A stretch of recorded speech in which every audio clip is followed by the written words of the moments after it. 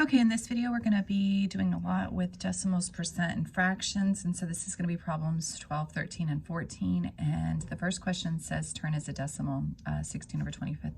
I'm not going to lie, your easiest bet would definitely be to just put it in the calculator and hit, let me clear that out, 16 divided by 25, just like it appears, and so it's 0.64. And so the answer is 0.64. However, if you're curious on how is that happening, they're just simply putting 16 on the inside and 25 on the outside. 25 can't go into 16, so 0, and then you add, and you make it 160. And so then that gives you 150. When you subtract, you get 100 left over.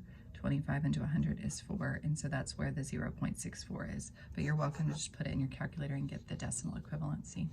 However, in the next problem, not so easy, but we did learn that when you're changing a percent to a decimal, you're simply dividing by 100, and so you can of course put that in your calculator, but in the shortcut, it's really taking this decimal and it's moving 2 places to the left, and so the decimal would be 0.045 as the answer.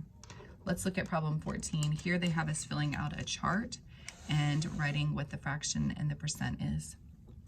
So there's a few thought processes between getting the fraction, but decimal, you're going to move to a decimal to a percent, you just move it 2 places to the right, and so it's 65%. If you're choosing to write it as a fraction, that would be take your percent, 65 over 100, and reduce accordingly, and these are both divisible by 5, or you could even be so clever as to put 0.65, hit enter, go math, enter, enter, and it gets you 13 over 20. Let's take a look at the next one. We have 0.26%, and we need to change it to a decimal. This gets a little confusing because the decimal is within the number here, and you're thinking, well, what do I do? Well, it's the same rule. Percent to a decimal, you're going to take the decimal place wherever it appears in the percent and move it 2 places to the left. And so here now we have 0 point, and then there's going to be a 0, another 0, 2, 6.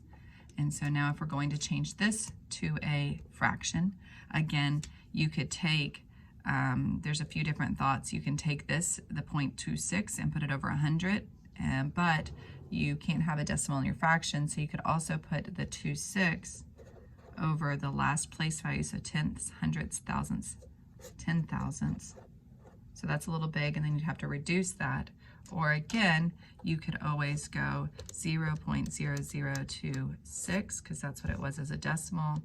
Hit math, enter, enter, and you get the answer of 13 over 5,000 as the answer. Hope this helps.